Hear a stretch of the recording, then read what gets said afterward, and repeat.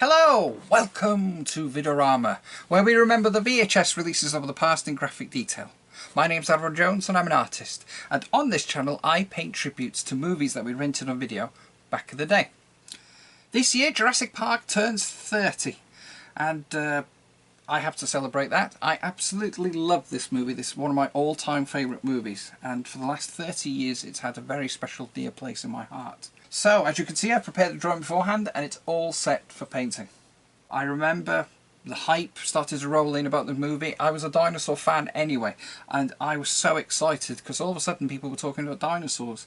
And I remember going out and buying this, the official movie souvenir magazine, which promised 150 photos that told you the complete story, and it concerned terrifying T-Rex, ravenous raptors, heroic humans and a savage spitter. So by the time the movie came round, I knew the character names and I knew roughly what to expect. I was fascinated by all the different dinosaurs that were going to feature. I was so hyped up to see this movie. And that's just what happened on the 16th of July 1993, when my mother brought me, my brother and my sister here to the Town Hall Cinema in Pwllheli, North Wales to watch the movie. Effectively kicking off what I now consider to be my final childhood summer, which was spent playing Jurassic Park with my siblings, collecting Jurassic Park trading cards, and eating Jurassic Park lollies. And I also ate Jurassic Park eggs. How many of these did my brother and I eat that summer just to get the complete set of dino figures? I read the movie adaptation, I read the novel, I read the comics, I went out and bought The Making of Jurassic Park by Don Shea and Jodie Duncan. A book that I still hold in high regard because it changed my whole outlook on the way movies were made. I must have committed all these pages to memory as well.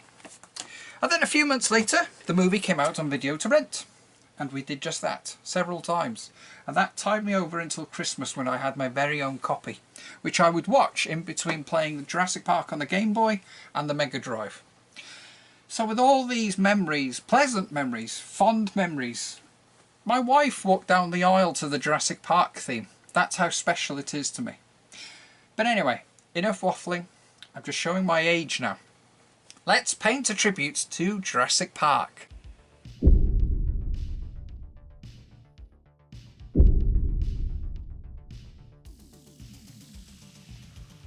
The colours I'm using today are titanium white, Mars black, cobalt blue and sap green. But first, I very often draw several sketches and increase and decrease their size on the photocopier. I'd say about 9 times out of 10 I do this, simply to get the right position and the shape that I require. I then have to photocopy it again onto thin card.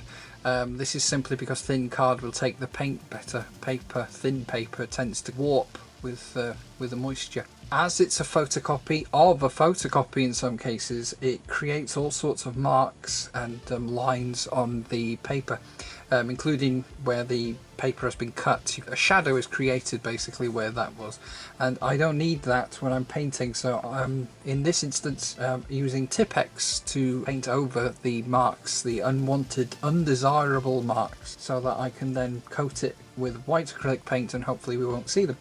But just in case this is your first time here, I work in acrylic and pen, but I use the pens to apply outline and detail.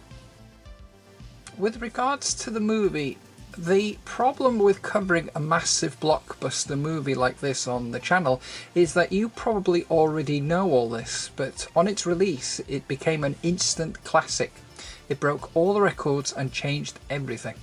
Based on Michael Crichton's 1990 novel of the same name, Spielberg brought this story to life using groundbreaking computer-generated imagery that was developed by Industrial Light and Magic, and it was combined with the life-size animatronic dinosaurs of Stan Winston. They made us believe in dinosaurs, and like I said, they changed everything. As for the plot, I'm sure you know this as well, but billionaire John Hammond creates an island of cloned dinosaurs with the intention of opening it as a tourist attraction. After an accident involving one of the dinosaurs and a member of staff, Hammond invites paleontologist Dr. Alan Grant and paleobotanist Dr. Ellie Sattler to visit his Jurassic Park attraction and support his endeavour. Having seen the park and learned how they go about cloning dinosaurs, they share their concerns along with Ian Malcolm, who asks what would happen if the power was to suddenly go off. Greedy computer programmer Dennis Nedry shows them by turning the power off in order to smuggle dinosaur embryos to a rival company.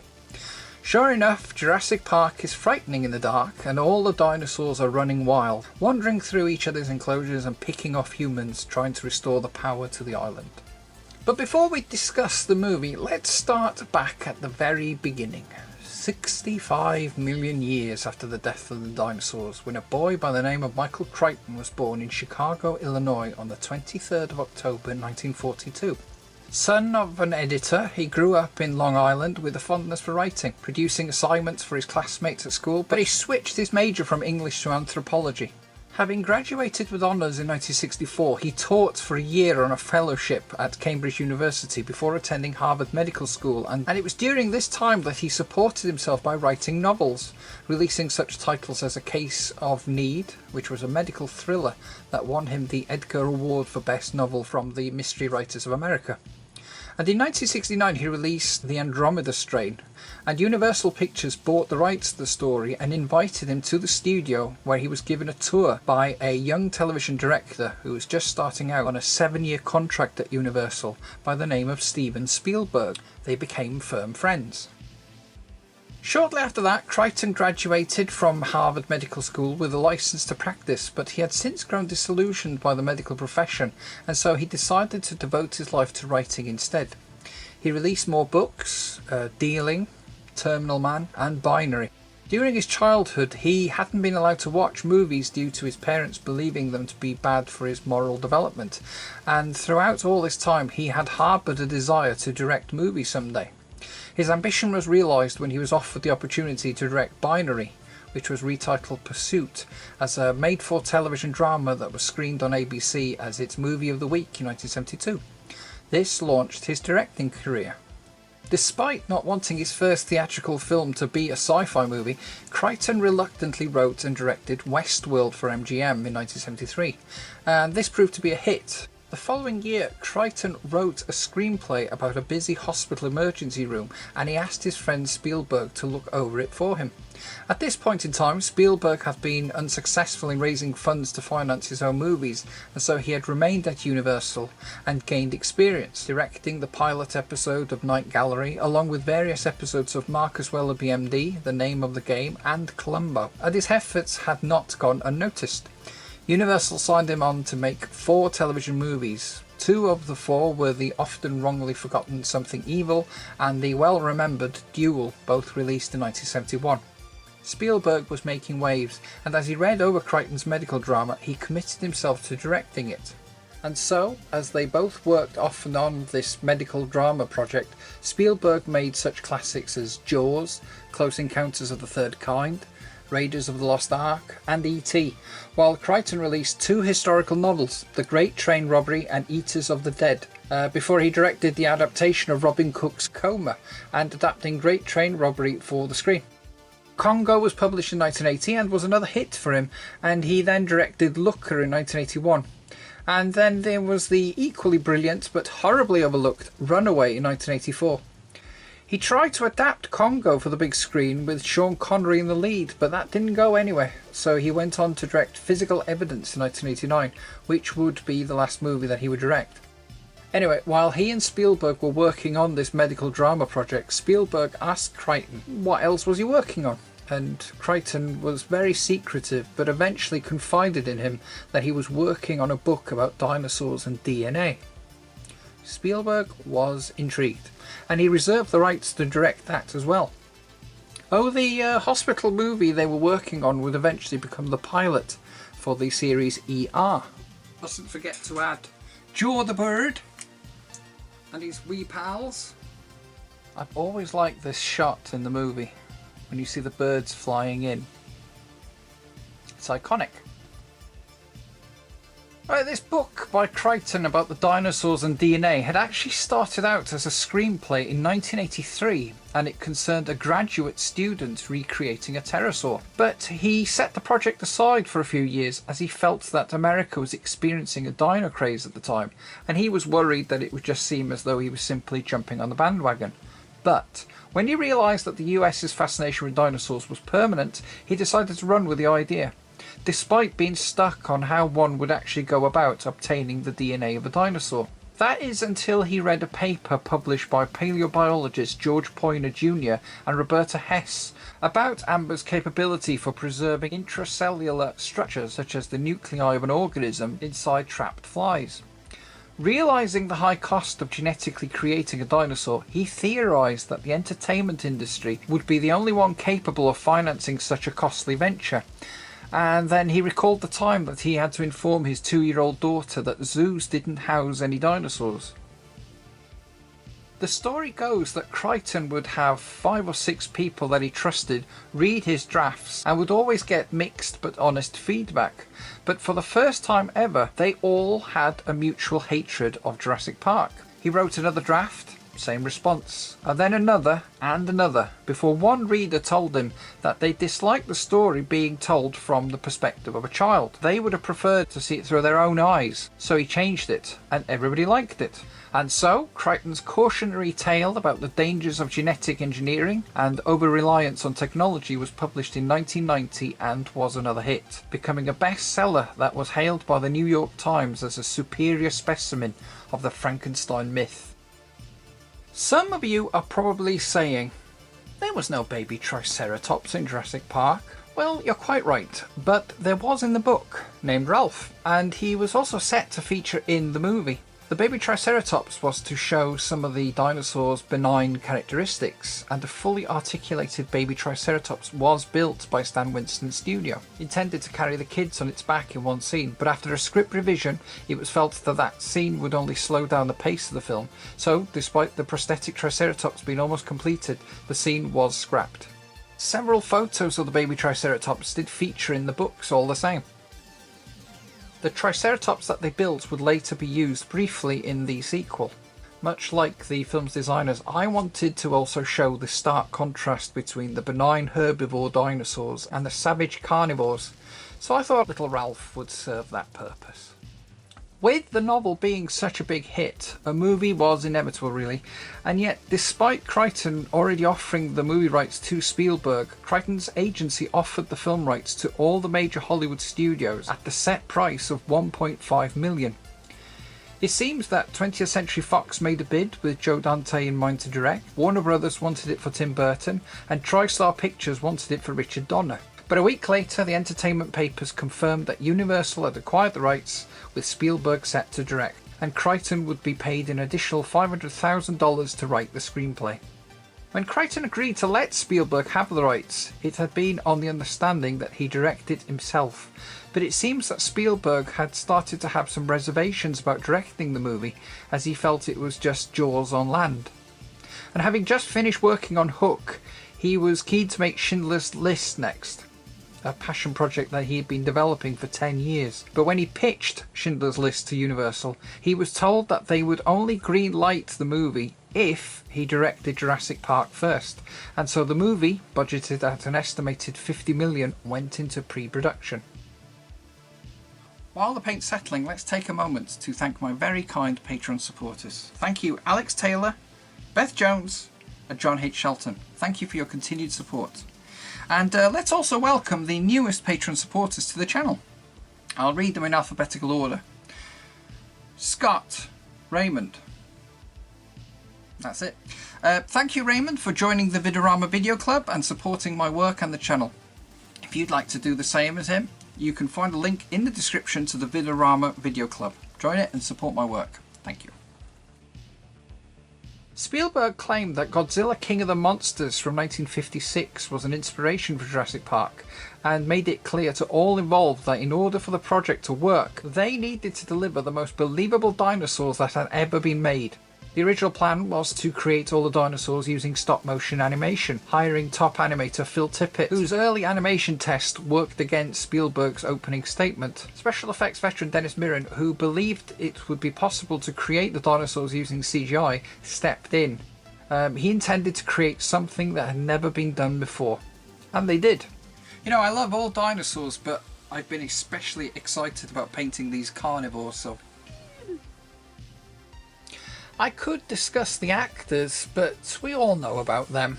I'll mention Jeff Goldblum's name just so I can promote my Fly tribute painting video. Be sure to check it out. Link right here. But let's face it, the real stars of the movie are the dinosaurs. Well, I think so anyway. I went to see this movie for the dinosaurs, and I also played as the raptor on the Sega Mega Drive game, in fact. I've long had this idea of an image featuring all the dinosaurs breaking out of the double helix. Breaking from containment. Life finding a way. As is often the case when discussing movies, they are always full of all manner of inaccuracies, and Jurassic Park is no exception. Such as the mosquito we see encased in amber that the scientists are extracting DNA from. That was in fact an elephant mosquito. Although the largest species of mosquito, they do not actually suck blood. But hey, that's Hollywood. Most of the inaccuracies, unsurprisingly, relate to the dinosaurs themselves. They completely ignored fossil records for either dramatic or practical reasons. I think it's fair to say that no dinosaur had it more than the Dilophosaurus. In the movie, the spitters stand at around 4 feet in height, but they were actually 10 feet tall. They didn't support that frill, and they did not spit venom. This was another of Crichton's ideas. Then the movie's art department decided to add the neck frills to make them distinguishable from the velociraptors, which is interesting when you consider they already had those crests. But seeing as everyone else has taken creative license with the Dilophosaurus, I thought I would too, trying to explain where the venom comes from. But at least they did come from the Jurassic era, which is more than could be said for the Velociraptor. They instead hailed from the late Cretaceous period. Believe it or not, kids, there was a time where the man on the street did not know what a raptor was. But Jurassic Park changed all that. 70 years before then, paleontologists weren't aware of their existence until one Peter Kaysen discovered the fossilized skull of one in the Gobi Desert in Outer Mongolia in 1923. Henry Fairfield Osborn named the creature Velociraptor, deriving from the Latin word for swift and robber. Several other fossils had been discovered during the 20th century, mostly around Asia and China. Now, any dino fan worth their salt will tell you that the Velociraptor was in fact much smaller than the ones featured in the movie, standing at around a foot tall. The ones in Jurassic Park closer resemble the Deinonychus. Although not historically accurate, the Velociraptors that featured in the movie were loyal to their depiction in the book. Crichton, while researching his novel, met up with renowned paleontologist John Ostrom, who first discovered Deinonychus in 1969, and having discussed its behaviour and appearance in some detail, Crichton would later apologetically inform John Ostrom that although the dinosaurs in his book resembled and behaved like Deinonychus, he had opted to use the name Velociraptor instead, as he felt they sounded more dramatic. But by an amazing coincidence, as the movie went into pre-production, a larger variant of Velociraptor had been discovered in Grand County, Utah, standing 6 feet in height and 20 feet in length. This new raptor had actually been discovered by Robert Baker, a well-known figure in paleontology, whom had worked for a company called Dinomation that built life-size robotic dinosaurs for museums and zoos. In fact, he and his book are mentioned by Timmy in the movie. When it came to naming this new species of dinosaur, Dino-Raptor was considered before they struck on the PR-friendly name Utahraptor spielbergi. However, before it became official, Universal Studios had started to make enemies by threatening legal action against museums that used the word Jurassic in the title of their exhibits, and so Dinomation thought it'd be best that their dinosaur not bear the name of the man involved with the company suing its clients. So they dropped the Spielbergi and named it Utahraptor ostromici, in honour of John Ostrom and the president of Dinomation, Chris Mays, instead. Doesn't sound so cool, but hey, The movie would aid in the naming of another dinosaur though, informally referred to as the Jurassicsaurus. Tyrantrosaurus is made up of the first two letters of Jurassic Park's main stars. Surely all this effort and all this dino trivia has earned a thumbs up from you. To go back to the dinosaur faux pas, aside from the science of paleontology being somewhat speculative, it could also be argued that the creatures in Jurassic Park were not officially dinosaurs as we knew them. They are actually mutants. We know that their DNA has been altered, so perhaps all these inaccuracies are actually because of DNA diddling.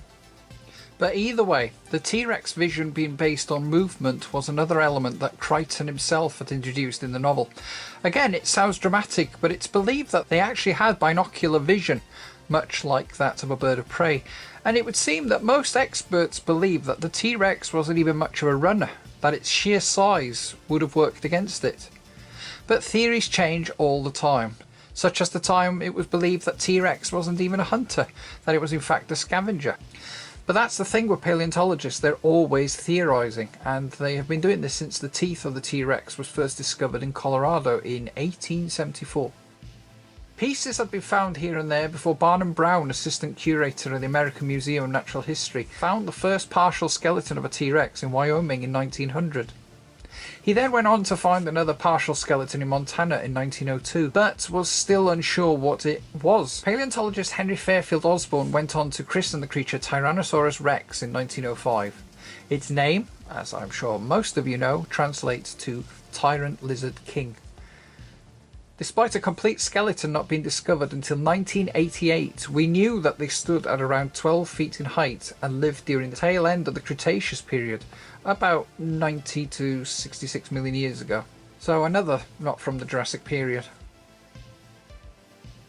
But anyway, as for the movie itself, much has been said about the obstacles they faced during filming, including having a hurricane pass directly over the island where they were filming. The storm destroyed the set and forced them to abandon shooting the death scenes of Arnold and forced them to reschedule and relocate to film the Gallimimus chase scene.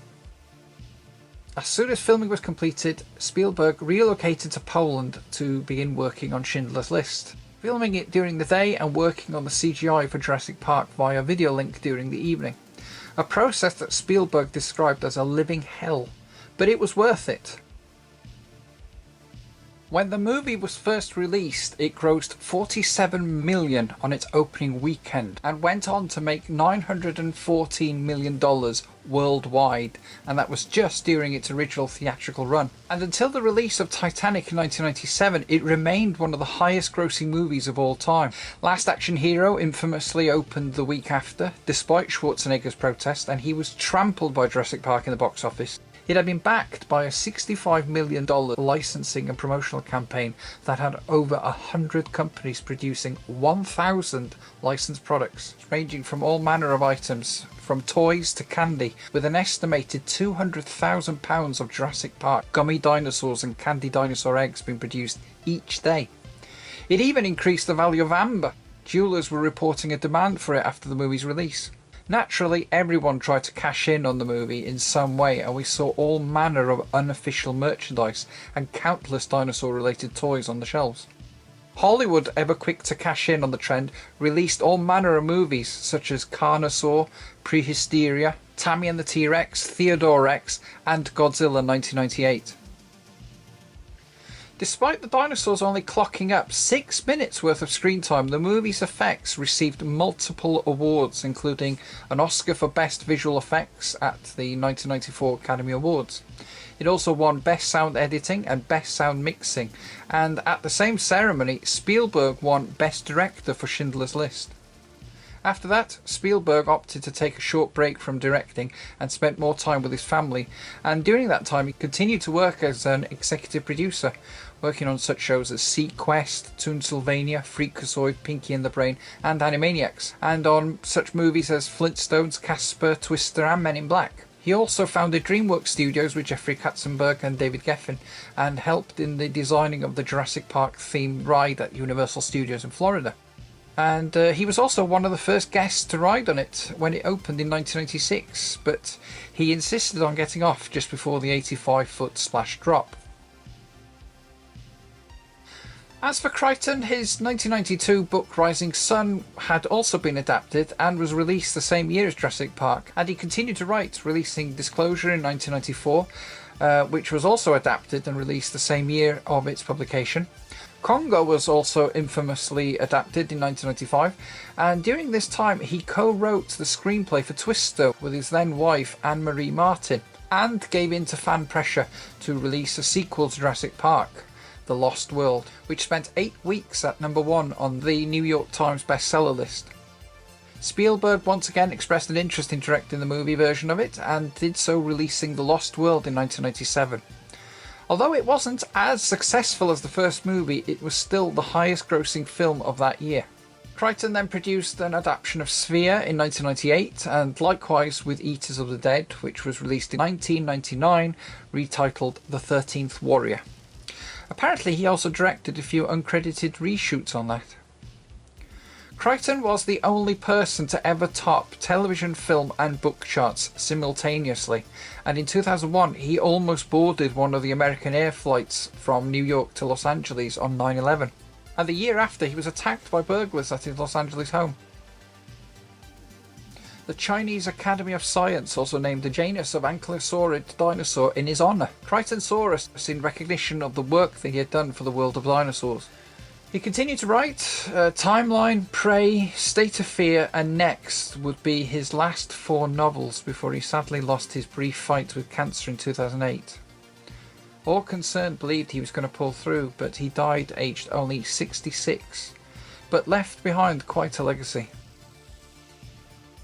When promoting Jurassic Park, Crichton said that he had long been fascinated by the way that dinosaurs excited the imagination of children, and his books and subsequent movies have since inspired and excited the imaginations of millions more, many of which have since gone on to work with dinosaurs in some capacity, and their work will continue this fascination with dinosaurs. This dino nerd both thanks him for that and for that memorable summer of '93. Thank you for joining me today and keep me company. As ever, I hope that was of interest to you, and I hope you approve of the final painting. If so, let me know what you think in the comments, and please subscribe to the channel if you haven't already. It's been a real pleasure devoting the summer to just painting this and celebrating the 30th anniversary of Jurassic Park. And I hope that my love for this movie has come through in this video and is evident in this painting. I hope you found that interesting, and until the next time, good night out there, whatever you are.